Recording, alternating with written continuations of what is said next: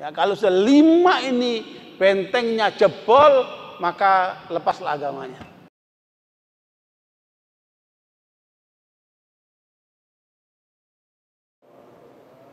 Alhamdulillahirabbil alamin. Wa bihi nasta'inu ala umuri dunya waddin. Wassalatu wassalamu ala asyrafil anbiya'i wal mursalin nabiyina Muhammadin wa ala alihi wa sahbihi ajma'in. Ya ayyuhalladzina amanu taqullaha haqqa tuqatih wa la tamutunna illa wa antum muslimun. Subhanaka la ilma lana illa ma 'allamtana innaka antal alimul hakim.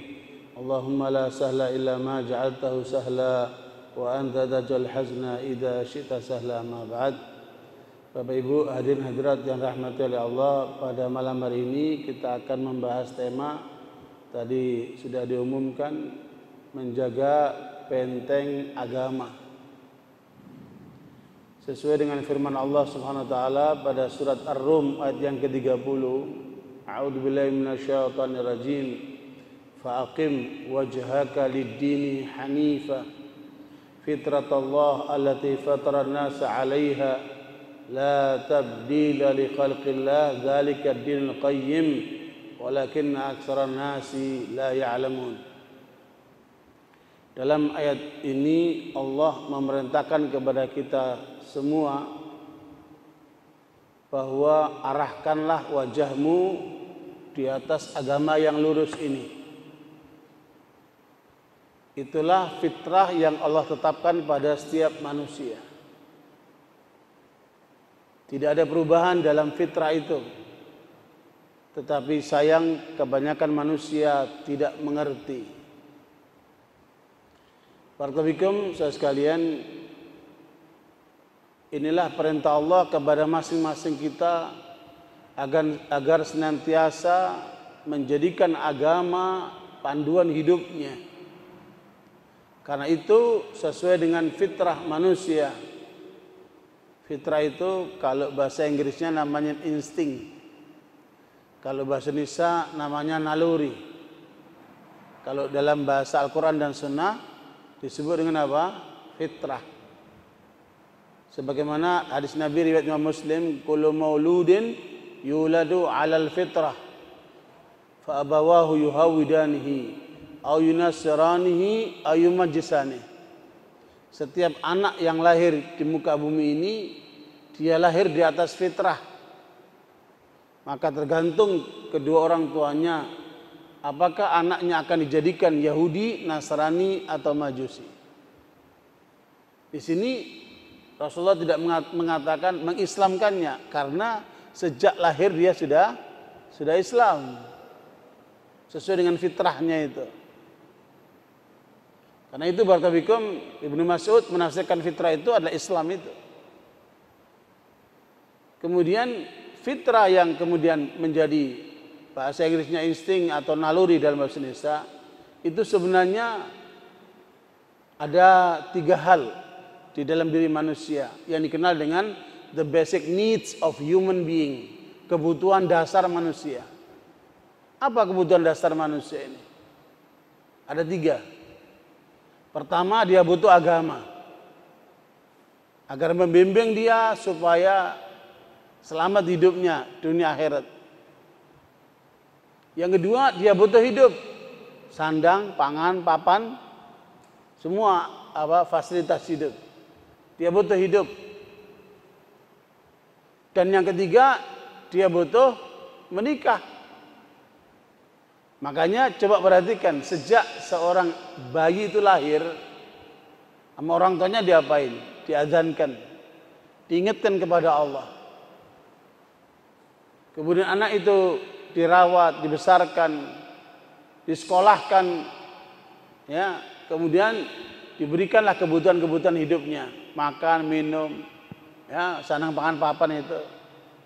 Sampai ketika mereka masuk dewasa dan sudah mandiri dengan pekerjaannya, maka berikutnya apa? Mencari pasangan hidup, menikah. Begitulah fitrah manusia.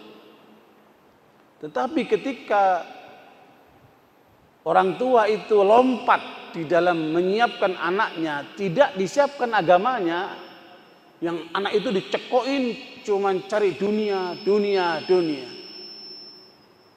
Ya, sehingga otaknya menjadi materialistis. Sehingga ketika ditanya, apa target hidup kamu? Oh, saya ingin jadi dokter, insinyur, pengusaha. Orientasinya cuma duniawi dia. Dan inilah yang sekarang menimpa kebanyakan orang. Tanya sama anak-anak SMP, SMA, atau SD, SMP, SMA, sampai perguruan tinggi. Tanya, saya udah cek. Banyak dari mereka mengatakan, ya, tujuan hidup mereka, orientasi hidup mereka adalah duniawi. Ini menunjukkan pemahaman agama belum menancap ke dalam diri anak-anak itu. Padahal keperluan dia yang paling pokok bukan urusan duniawi. Dia butuh agama itu. Ketika seorang orientasinya duniawi, seperti orang barat itu kan, time is money, semua diukur dengan apa? Dengan duit. Ya, melihat orang itu, dilihat mobilnya apa, ya, posisinya apa. Kalau dia orang yang kaya, kalau dia orang yang pejabat tinggi, dihormati.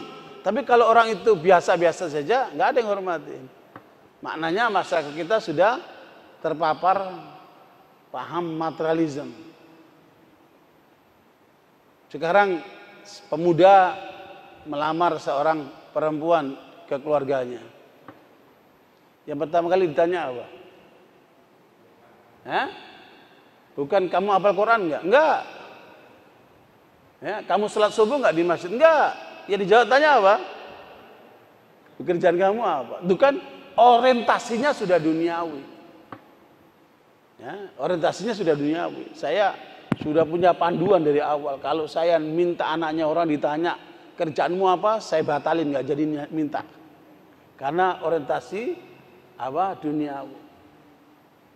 Dan ini sudah menjalar di hampir semua lini masyarakat kita. Padahal dasar pertama itu adalah agama itu. Kenapa? Kalau agamanya benar, dia cari hidupnya benar dia. Dan rumah tangganya akan benar dia. Karena terarah semua oleh agamanya. Tapi ketika agamanya nomor 3, yang penting cari makan, yang penting cari hidup, kemudian nanti membangun rumah tangga, agamanya hanya sekedarnya. Kapan dipakai? Waktu menikah sama waktu meninggal. Ini kebanyakan orang gitu. Agamanya kapan dipakai? Ketika menikah, waktu nikahnya syar'i. Habis nikah, udah banyak maksiat lagi itu, ya kan? Yang apa? Standing party lah, yang goyang dompet lah apa itu. Ya, pernikahan diawali dengan kemaksiatan-kemaksiatan seperti itu. Nah, ini ada yang salah ini ya. Makanya saudara sekalian, pemahaman kita terhadap kebutuhan dasar manusia ini penting untuk menjadikan prioritas. Sehingga anak kita harus kita didik agama dulu. Mulai dia bayi sampai dia tumbuh menjadi anak-anak yang soleh dan soleh. Dari bayi, dari kecil itu. Dan itu tidak mungkin kalau tidak dikasih pendidikan yang benar oleh orang tuanya. Contoh yang benar. Ya. Ikhwan barakallahu, jangan sampai lompat, agamanya dilewati. Ya, yang dikejar cuman apa? Nah, itu. Sekarang orang tua kalau anaknya pulang bawa rapot, yang dilihat apa? Nilai apa? Matematika, fisika, kimia, bahasa Inggris, bukan agama lagi. Jadi kenapa mereka sudah mulai menganggap agama itu tidak penting? Ya, dan orang-orang seperti ini nanti akan menyesal dalam hidupnya. Karena Allah ingatkan dalam ayat ini, orientasi hidupmu yang pertama adalah agama itu. Karena itu fitrah yang tertanam di dalam diri manusia, inherent pada manusia. Apalagi kalau sudah orang itu kena COVID, sudah apa? Merana di rumah sakit sendirian, sudah nggak ada yang deketin, sudah ada yang ngunjungin. Saat itu yang apa? Yang berarti bagi dia apa itu? Bukan harta, bukan banyakkan orang itu, bukan fasilitas-fasilitas hidup itu. Begitu arti penting agama di saat itu bagi orang itu. Subhanallah. Terlalu banyak contohnya orang-orang yang hebat dari sisi kekayaannya itu merana ketika sakit, bahkan menderita ketika meninggal. Karena bagi mereka agama itu dianggap tidak penting. Nah, jangan sampai kita mengalami yang seperti itu. Ya, kita, anak-anak kita harus kita didik agama yang nomor satu. Nah, untuk itu bagaimana menjaga benteng agama ini, ya, supaya tertanam di dalam diri setiap muslim. Imam As-Safarini di dalam kitab Ridhaul Albab menyebutkan 5 benteng agama yang harus kita perkuat pada setiap masing-masing muslim, ya, keluarga-keluarga muslim. 5. Jangan lupa ini 5 benteng ini, sebab dalam teori perang, kalau musuh itu masuk ke satu wilayah, ya, mereka yang akan dihancurkan dulu apa? Bentengnya, Pak. Ya, kalau ada musuh masuk ke suatu negeri, ke suatu wilayah, yang dihancurkan pertama itu benteng. Karena di situ orang-orang itu berlindung, kan. Di dalam surat Fatir ayat yang ke-6 Allah mengatakan, "Inna syaitana lakum adu fattakhidhu aduwa innama yad'u hizbahu liyakunu min ashabis sa'ir." Siapa musuh agama ini? Setan. Ya, musuhnya kaum muslimin ini siapa? Setan. Ini ayatnya. Surat Fatir ayat yang ke-6. Ketahuilah musuhmu itu adalah setan. Karena setan itu ingin mengajak orang sebanyak mungkin supaya masuk neraka rame-rame. Itu kerja setan. Siapa setan itu? Setan itu siapa itu? Setan itu sifat bagi siapa saja yang menjauhkan manusia dari Allah. Itu setan. Dan setan ini ternyata bukan cuma setan jin, tapi juga ada setan manusia. Di dalam surat Al-An'am ayat 112 Allah menyebutkan itu. Wa kadzalika ja'alna likulli nabiyyin aduwan syayatinal insi wal jinni yuhi ba'dhum ila ba'din zukhrufal qawli ghurura walau syaa rabbuka ma fa'aluhu fadharhum wa ma yaftarun. Dalam surat Al-An'am ayat 112 Allah mengatakan Allah telah menjadikan setiap nabi musuh-musuhnya dari jenis setan-setan manusia dan jin. Ya, satu sama lain akan berusaha untuk mempengaruhi, merayu, menggoda. Kalau Allah menghendaki mereka tidak akan mampu melakukan itu, tetapi Allah biarkan dengan kebohongan-kebohongan mereka itu. Itulah arti ujian hidup kita ini, kan. Kita dihadapkan oleh setan-setan yang bergerak untuk menyesatkan kita. Kalau setan jin kita nggak khawatir, ya, karena setan jin itu kita nggak bisa melihat mereka, mereka bisa melihat kita, dan tidak mungkin kita menghadapi mereka kecuali dengan pertolongan Allah. Imma yanzaghannaka minasyaitani nazghun fasta'id billah. Kalau kamu digoda sama setan jin itu, maka kamu berlindunglah kepada Allah. Dia tidak punya akses. A'udzubillahi minasyaitonirrajim. Dia tidak bisa nyentuh kita. Ya, kalau itu setan jin.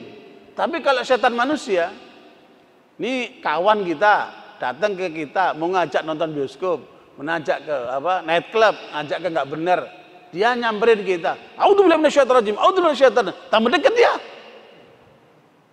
Karena nggak kabur dia. Justru dia semangat untuk memerayu kita. Ya, subhanallah. Berarti lebih berat mana menghadapi setan manusia atau jin? Manusia. Ya. Makanya saudara sekalian, dalam menghadapi manusia ini hanya 2 saja kata Allah. Wala tastawil hasanatu wala sayyi'ah. Idfa' billati ahsan. Kebaikan dan keburukan tidak sama.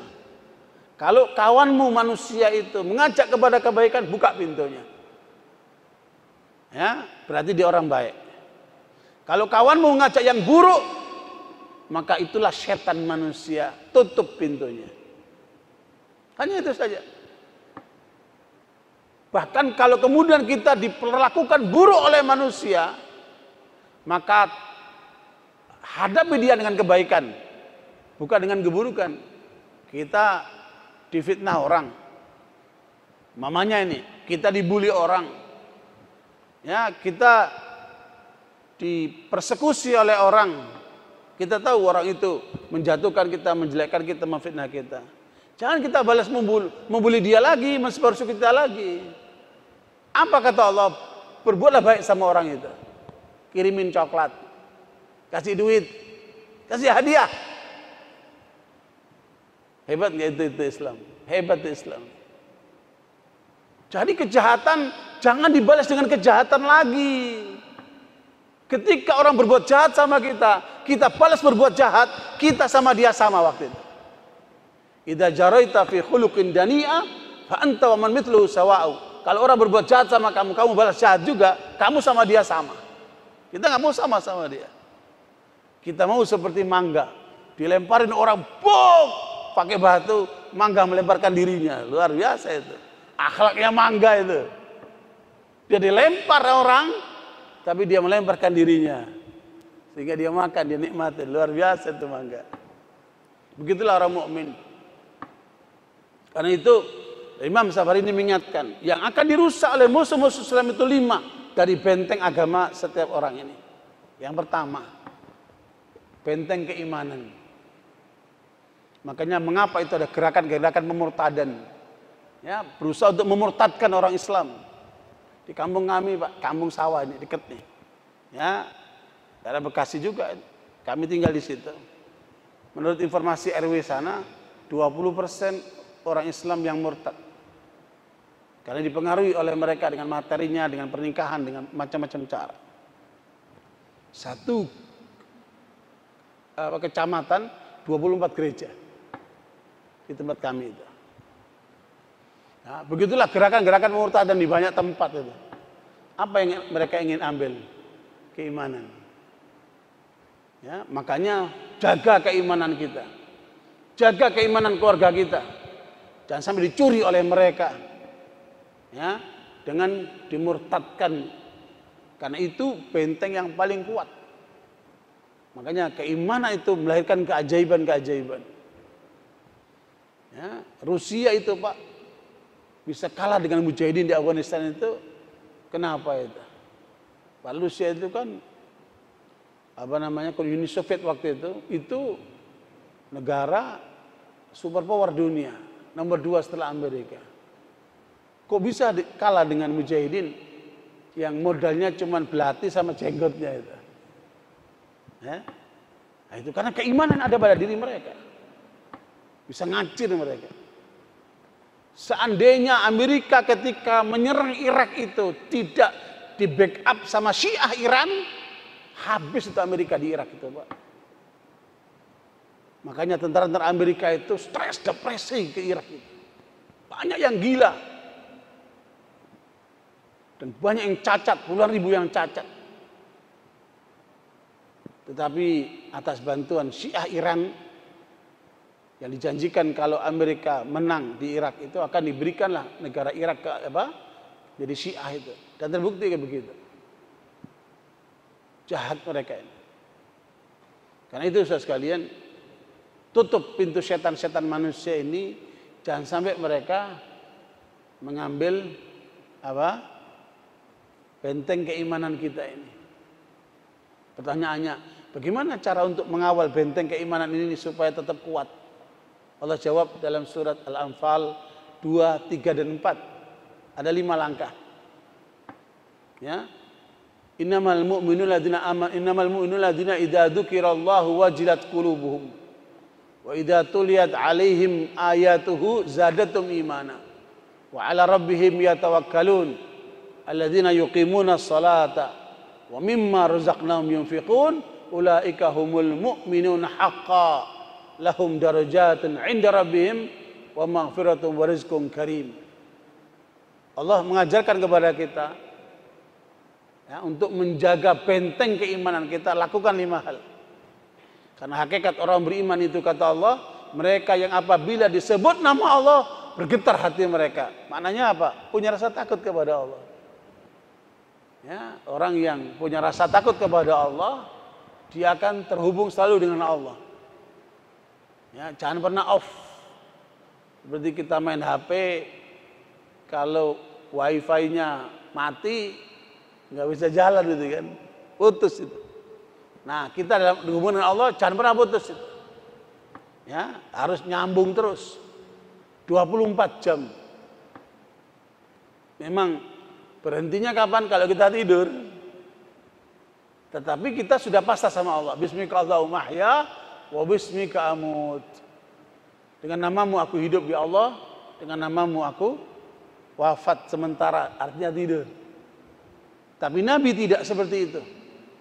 Nabi mengatakan tanamu aini wala yanamu qalbi. Mataku tidur, tapi hatiku tidak tidur. Tapi jamaah pengajian, ya hadir dia, matanya tidur, ya tidur juga hatinya. Dia hadir di pengajian, ya ada juga yang matanya melek, tapi hatinya tidur. Kenapa? Dia lagi mikirkan yang lainnya. Ya, badannya di sini, tapi pikirannya di tempat lain. Ada kayak gitu? Ada itu. Cuman kita nggak tahu aja kan. Ya. Ada yang dengerin kayak khusyuk, lagi dengerin khusyuk, dia sebenarnya tidur dia. Ada gitu. Tapi Nabi tidur matanya, tapi tidak tidur kalbunya. Sallallahu alaihi wasallam. Karena Nabi imannya sempurna. Kalau kita imannya belum sesempurna itu. Makanya jaga hubungan kepada Allah. Apa saja masalah, panggil nama Allah.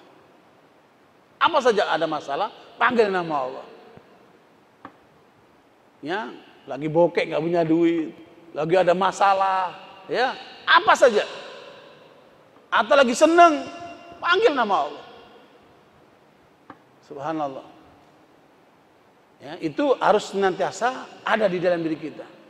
Fadhkuruni adzkurkum washkuruli wala takfurun. Kata Allah, ingat kamu selalu kepadaku, aku ingat kepadamu, dan bersyukurlah selalu kepada Allah. Allah akan apa? Menerima kamu sebagai orang yang bersyukur, dan jangan sampai ingkar. Makanya Nabi mengajarkan kepada Ibnu Abbas, kepada kita semua, ihfadillaha yahfadka.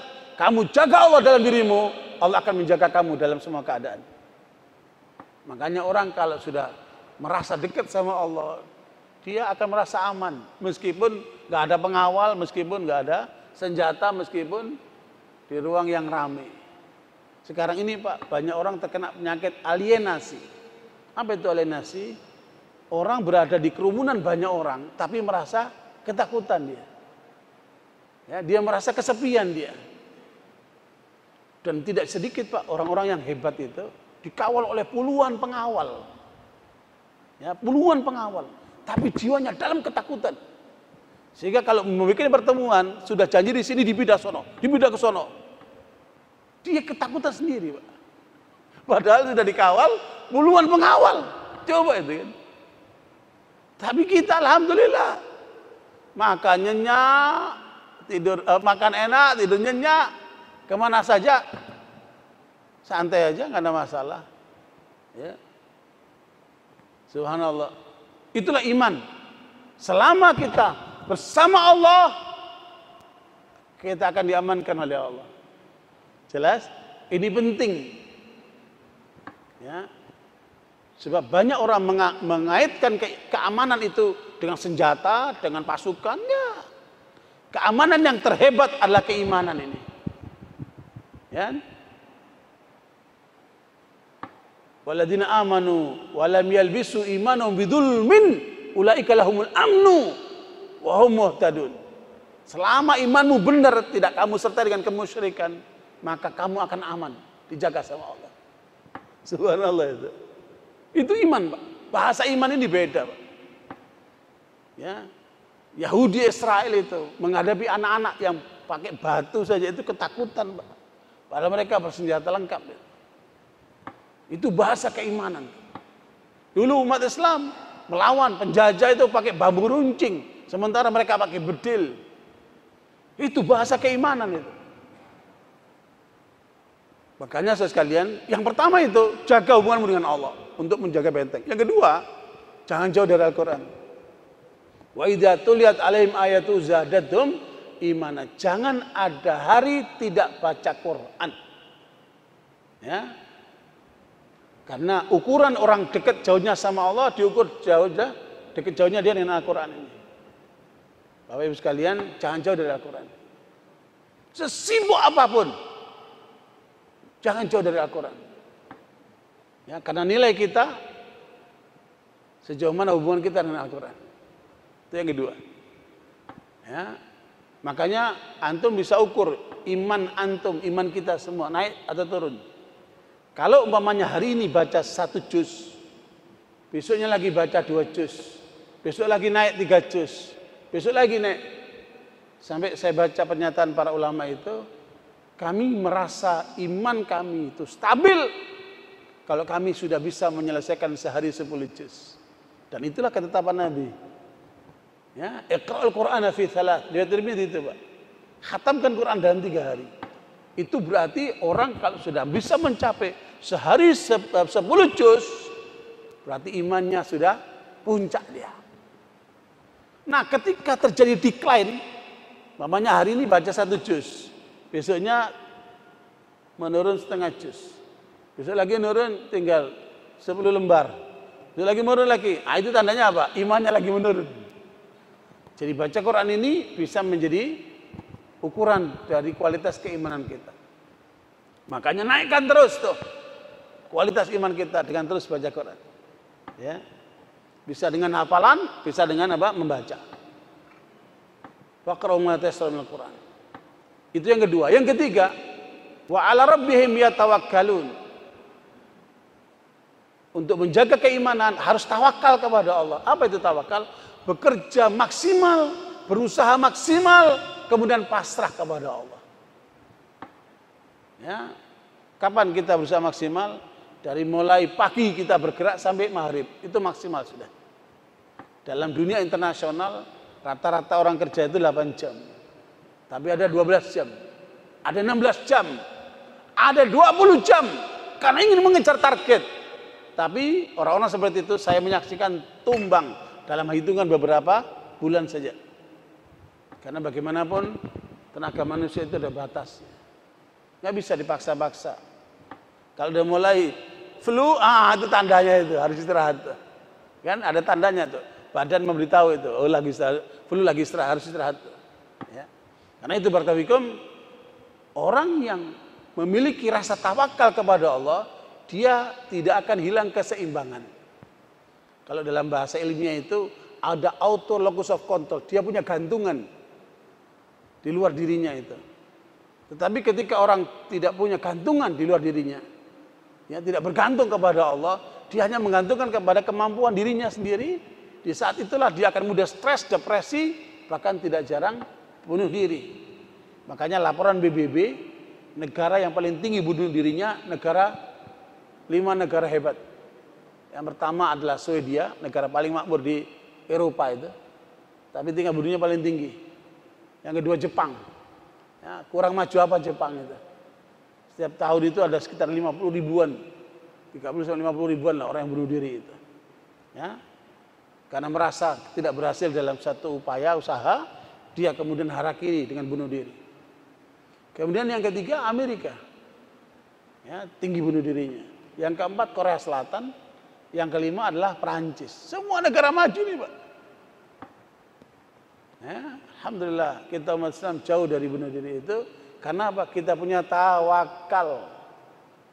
Makanya kita lihat orang Islam itu meskipun kena tsunami, meskipun kena gunung meletus, meskipun kena banjir, masih senyum, Pak. Itu nggak ketemu, Pak, di luar sana, Pak. Itu orang Islam. Alhamdulillah, bersyukur. Masih senyum, Pak. Ya. Itu tawakalnya kepada Allah tinggi sekali.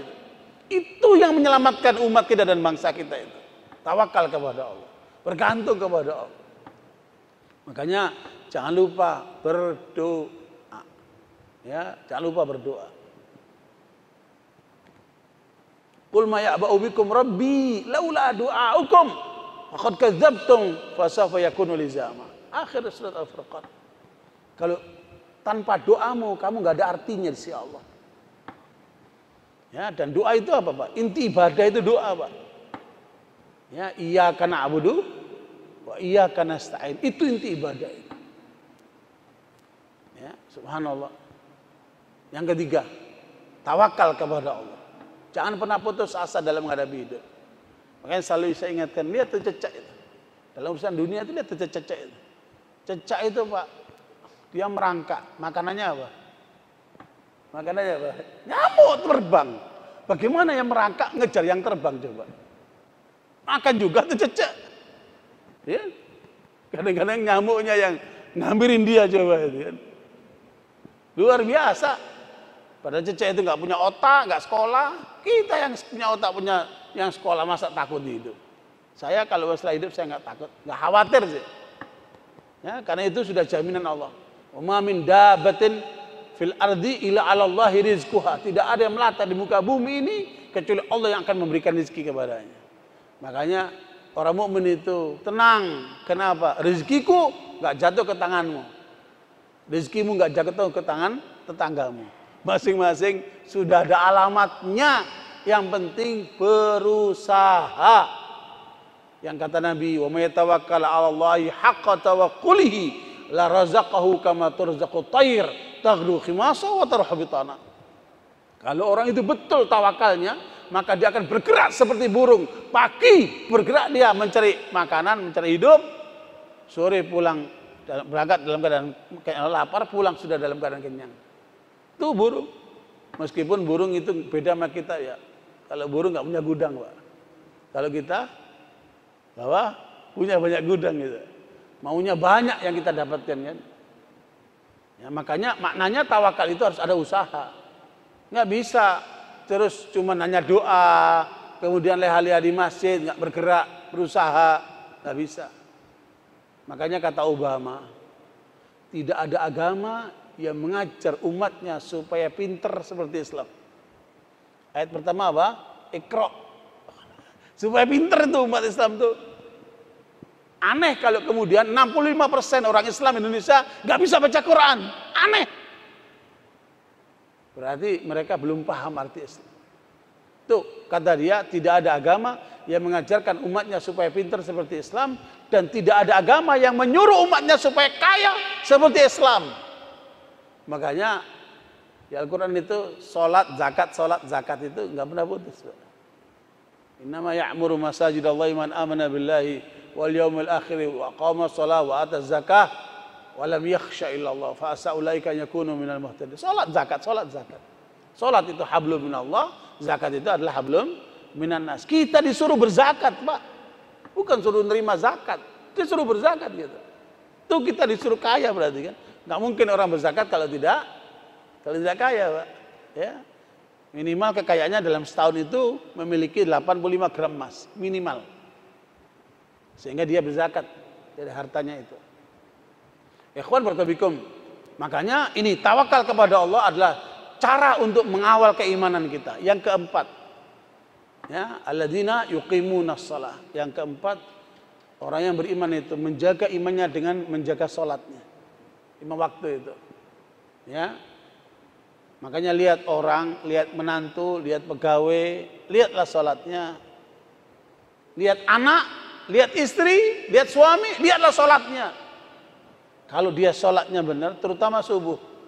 Subuh itu ukuran, Pak. Bapak-bapak, ibu-ibu, kalau melihat anaknya, lihat waktu adzan subuh. Bangun nggak itu anak? Kalau anak itu tidak bangun sholat subuh, yang laki ke masjid, yang perempuan di rumah, maka ada masalah dengan anak kita. Ya, begitulah dengan kawan kita, saudara kita, siapapun dia. Maka ukurannya adalah sholat subuh. Ya. Aqimis sholata liduluki syamsi ila ghasaqil laili wa qur'anal fajr. Inna qur'anal fajri kana mashhuda. Dirikan sholat waktu siang, waktu malam, dan waktu subuh. Karena sholat subuh disaksikan oleh malaikat. Jaga sholat subuhnya. Ya, makanya Nabi mengingatkan kepada para sahabat, ya, orang munafik itu, orang yang sakit imannya, itu dia berat untuk sholat berjamaah subuh dan isya. Ya, isya itu karena baru pulang kerja, capek dia, malas ke masjid. Tapi kalau orang beriman kuat, dia secapek apapun tetap ke masjid. Sama salat subuh karena lagi ngantuk, lagi enak-enak tidur. Ya, makanya jangan sampai kita lemah iman kita, lawan itu. Kuatkan iman kita, jaga salat subuh dan isya berjamaah itu. Nah, kemudian yang kelima, wa mimma razaqnahum yunfiqun. Jaga keimananmu dengan apa? Kamu suka berinfak. Ya, mulai zakat yang wajib atau infak yang sunnah atau sedekah yang sunnah. Infak yang wajib kepada anak dan istri. Ya. Tapi lebih daripada itu adalah berupa sedekah. Infak yang bersumber sedekah atau sunnah. Ya, makanya jangan jadi orang pelit. Orang mukmin itu tidak akan pelit. Orang yang pelit itu tidak akan pernah masuk surga.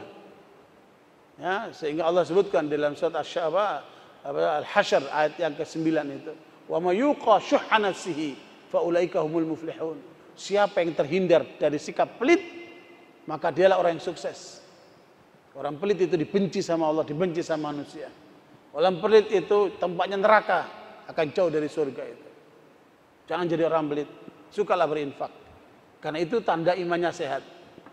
Ya, itu adalah 5 hal di dalam menjaga benteng keimanan. 1. Yang kedua, benteng Islam yang kedua adalah menjaga keikhlasan. Wa ma umiru illa liya'budullaha mukhlishina lahuddin. Ya, surat Al-Bayyinah yang kelima, Allah memerintahkan kepada kita dalam beribadah supaya menjaga keutuhan keikhlasan. Ikhlas itu maknanya apa? Karena Allah. Salat karena Allah, puasa karena Allah, ya, nikah karena Allah, mencari rezeki karena Allah, hidup dan mati untuk Allah. Qul inna salati wa nusuki wa mahyaya wa mamati lillahi rabbil alamin.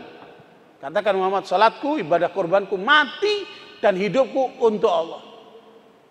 Kalau ada bapak-bapak bilang sama istrinya, sayang, hidup matiku untuk kamu sayang. Haram itu, syirik gitu. Atau ada ibu-ibu bilang sama anaknya, nak, ibu ini mati-matian demi kamu nak. Syirik gitu Pak. Kita hidup mati kita untuk Allah. Dengan mendidik anak kita, dengan mengarahkan anak kita, dengan berbuat baik itu. Maka hidup kita hanya untuk Allah. Selain itu batil. Kata Nabi, ala ma khalallahu batil. Yang tidak tertuju untuk Allah, sia-sia. Batil, gak ada gunanya. Makanya jangan lupa jaga niat kita dalam semua hal. Ya, dalam berekonomi, dalam berpolitik, dalam berkehidupan, bersosial, dalam ibadah, semua arahkan hanya untuk Allah. Orang yang ikhlas itu, kata Ali bin Abi Thalib, tandanya 3. Dia tidak pernah kecewa, karena yang dicari ridha Allah. Yang kedua, dia nggak butuh pujian. Yang ketiga, dia tidak takut celaan. Itu tanda orang ikhlas. Nggak mudah itu Pak. Ya. Nah, itu kita harus raih itu. Itu poin yang kedua.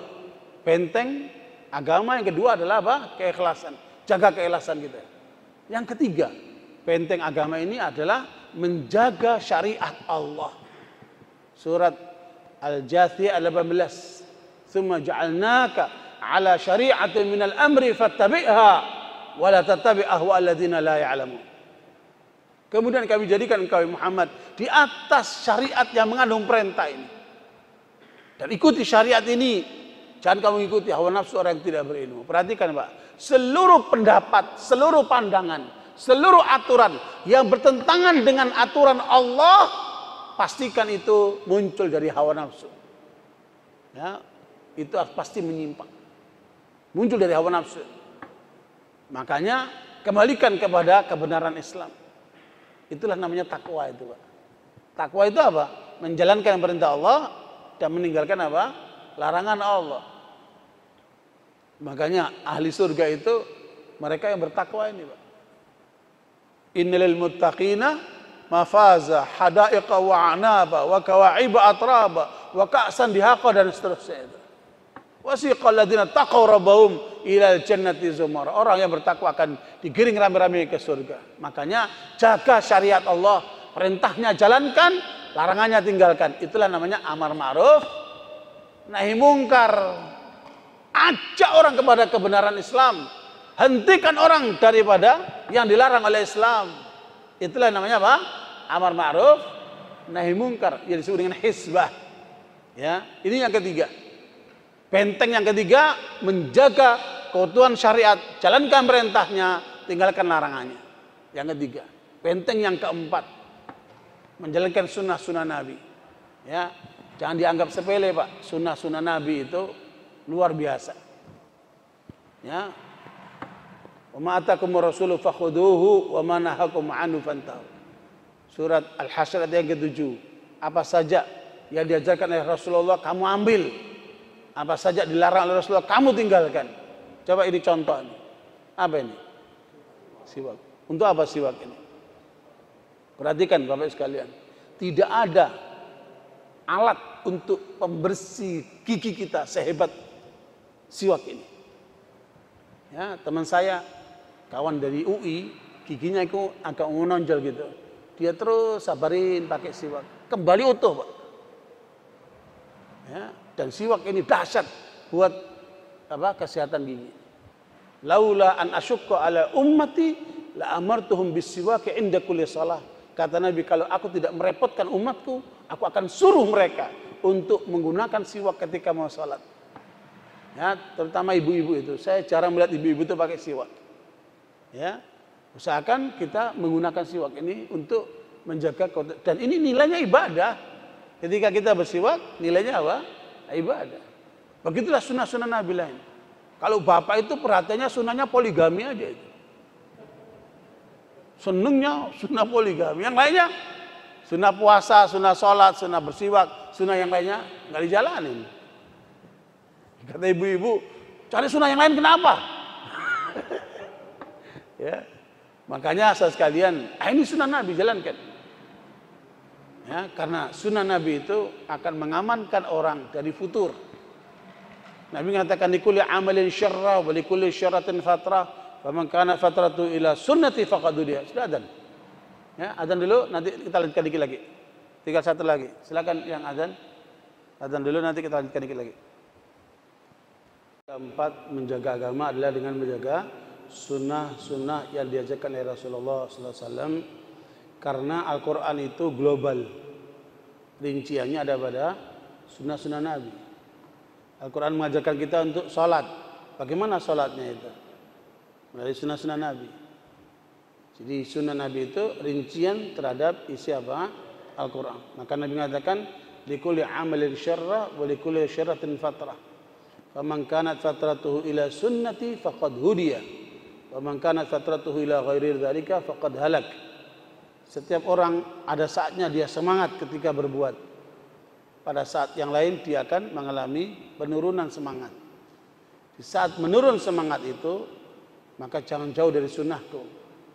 Maka supaya kalian akan selamat. Bila seorang ketika menurun semangatnya, dia lari dari sunnah Nabi, maka hancurlah dia. Maka Nabi mengatakan, faman raghiba an sunnati falaysa minni. Siapa yang tidak suka dengan sunnahku, dia bukan golonganku. Ya, maka poin apa? Benteng agama yang keempat adalah apa? Menjaga sunnah ini. Yang kelima, yang terakhir, benteng agama ini adalah akhlak mulia. Menjaga akhlak mulia. Atas dasar itulah Allah memuji Nabi Muhammad dalam surat Al-Qalam yang ayat yang keempat. Wa innaka la'ala khuluqin azim. Sungguh engkau ya Muhammad berada di atas akhlak yang mulia. Hari-hari ini kita sedang dihebohkan dengan revolusi akhlak. Ya, akhlak itu dia nggak berdiri sendiri. Akhlak itu buah dari satu pohon yang akarnya keimanan, buahnya adalah apa? Akhlak mulia itu. Itulah pohon kurma itu. Ya, akarnya kokoh, batanya menjulang ke atas, buahnya kurma yang bisa diadopsi sepanjang tahun. Dan kurma itu adalah buah yang mengandung seluruh unsur vitamin. Makanya makanan Nabi utama apa? Kurma dan air.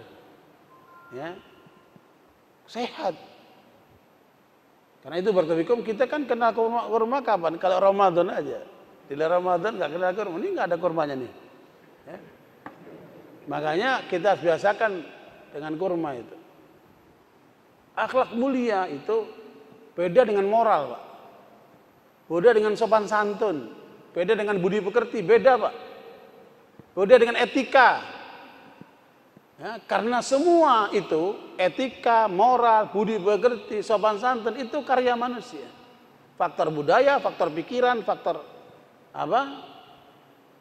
Yang muncul dari manusia. Tapi kalau akhlak ini sumbernya dari Allah, sumbernya dari Islam.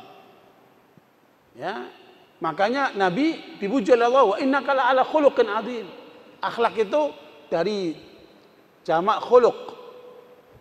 Dan khuluq itu adalah tabiat, perangai, ya, yang ada di dalam karakter manusia itu.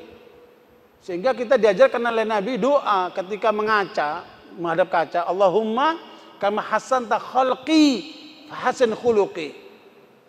Ya Allah, Engkau telah baguskan raut wajahku, penampilanku, maka baguskanlah apa? Perangaiku.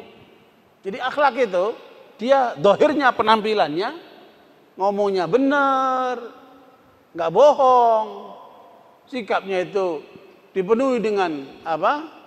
Kesetiaan, tidak berkhianat, ya, penuh dengan keadilan, subhanallah, penuh dengan kemuliaan, penampilannya bagus, perangainya pun bagus. Nah, itu akhlak itu namanya. Jadi akhlak itu bukan cuman sifat karakter saja, tapi juga penampilan. Gitu. Penampilan yang dipengaruhi oleh karakter yang baik itu. Makanya Nabi penampilannya bagus, akhlaknya bagus. Nggak ada orang yang akhlaknya bagus, tapi penampilannya amburadul. Nggak ada itu. Orang kalau akhlaknya bagus itu dua, penampilannya bagus, perangainya bagus, gitu. Itulah akhlak itu. Khalq wa khuluq, itulah akhlak itu. Karena itu barakallahu tiga saja inti akhlak itu kata Imam Sufyan Ats-Tsauri. Yang pertama, berbuatlah yang terbaik. Jadi kalau ada tamu ke rumah kita, ada air zam-zam, ada air mineral, ada air galon. Kasih yang mana? Nah, itu tandanya akhlak mulia. Kalau ada pengemis datang ke rumah, kita punya warna merah, warna biru, warna hijau, warna ungu, warna coklat, warna abu-abu. Kasih yang mana? Kalau kasih abu-abu berarti akhlaknya belum bagus. Kalau ngasih yang merah, itu akhlaknya bagus. Itu memberi yang terbaik, itu akhlak yang mulia. Yang kedua, jangan mengganggu orang dengan ucapan maupun perbuatan. Jangan mengganggu orang. Orang yang mengganggu orang lain dengan ucapan dan perbuatannya, itu tanda akhlaknya tidak bagus. Itu. Yang ketiga, mukanya itu sumringah. Tuh, ditandai mukanya sumringah. Mudah senyum, ngadapin orang itu bagus. Tidak pele-pele, oh ini orang kaya, ini pejabat, senyum. Tapi orang miskin, nggak bener nih orang. Akhlaknya tidak bagus itu. Jadi akhlak yang bagus itu, dia hatta mukanya enak dilihat, Pak. Ya, begitulah 5 benteng agama ini. Kalau kita pegangi, aman agama kita itu. Sehirup pikuknya apapun orang itu. Ya, selama kita pegang 5 ini, aman benteng agama kita. Ya, insya Allah. Tetapi masalahnya, musuh-musuh Islam itu, setan, manusia, dan jin itu, ngerusak kita dari mana? Dari atas atau dari bawah? Ngerusak dari bawah, Pak. Dibikin akhlaknya rusak dulu. Minumnya udah mulai tangan kiri, makan udah berdiri, ya kan? Nah, itu udah buruk akhlaknya itu. Dirusak akhlaknya dulu. Kalau udah akhlaknya rusak, maka berikutnya disuruh ini apa itu kan sunnah, ngeremehin sunnah dia. Ya, setelah sunnah diremehkan, kemudian mulai malas untuk laksanakan wajibnya itu. Maka larangannya dikerjain. Mulai itu pelanggaran. Mulai ikhlasnya dirusak dengan riak, dengan ujub, dengan macam-macam. Terakhir imannya dicopot dengan dimurtadkan, naudzubillah min dzalik. Ya, kalau sudah 5 ini bentengnya jebol, maka lepaslah agamanya. Inilah barangkali semoga kita bisa selalu ingat-ingat, selalu jaga benteng kita dalam diri kita, keluarga kita. Semoga Allah menjaga kita sampai kita diberikan oleh Allah husnul khatimah insyaallah. Aku qouli hadza wa astaghfirullakum sallallahu Muhammad, maaf kurangnya. Subhanallah hamdika asyhadu an la ilaha illa anta astaghfiruka wa atubu ilaik. Alhamdulillah. Wassalamualaikum warahmatullahi wabarakatuh.